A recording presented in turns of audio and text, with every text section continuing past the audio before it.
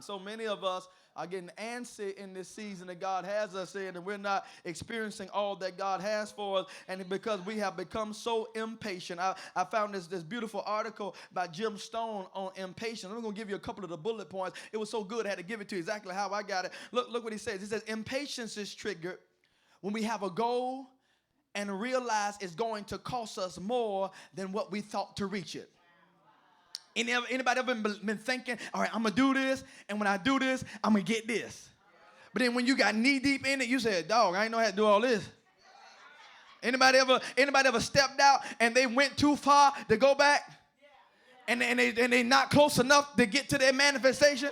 Oh, come on here. Hey, you're right now in a place to where if you don't learn how to conquer your patience issue, you're going to get yourself in a pinch. Let me keep going. Let's give you the bullet points. You read it when you get there. Impatience motivates us to reduce the cost of reaching our goal or to switch goals altogether. Well, you preaching, boy. Impatience motivates us because I went out there and I saw how much it takes. I saw how much effort. I saw how much energy. I saw how much resources I got to invest in this thing. And once I got out there, I say, well, let me dummy it down. Don't you ever dummy down what God has told you to do because you got to roll up your sleeves and work. Don't you ever dummy down what God has told you you're going to be because the people in your family can't see it on you. Don't you ever dummy down what God said you're able to do because nobody else believes in you. But no, whenever it is that you begin to get impatient, you're going to dummy down your goals and you're going to switch goals. You're going to find yourself working in something that God never told you to do. Impatience and indignation are a potent combination.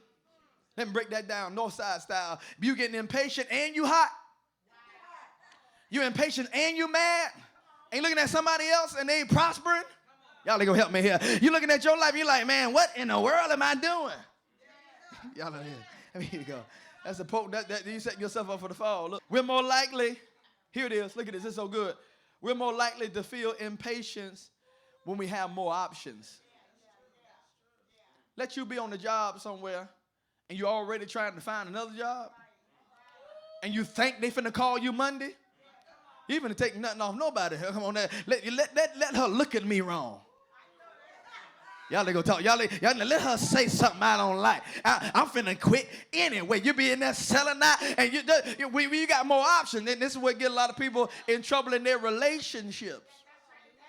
Because they got some other options. Somebody else done walked past them and said, y'all know, all right, I ain't talking to me. Let me keep going. But when you left all, let me go.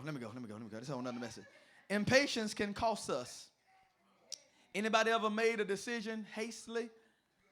Anybody ever made a decision that did not consult? The Bible says in the multitude of counsels they'll say. Anybody ever done some things and have cost you in the long run? You looked up and now you got yourself in something so bad. Impatience also can benefit us because you can be stuck and be satisfied with mediocrity when God has something better for you. So you got to just be prayerful and know where it is that God has you. But here, Elijah, in the season of solitude, you got to stay. Don't get antsy. Come on, I speak that over somebody's life. Don't get antsy right now. If God told you to go to the brook, God is going to sustain you at the brook.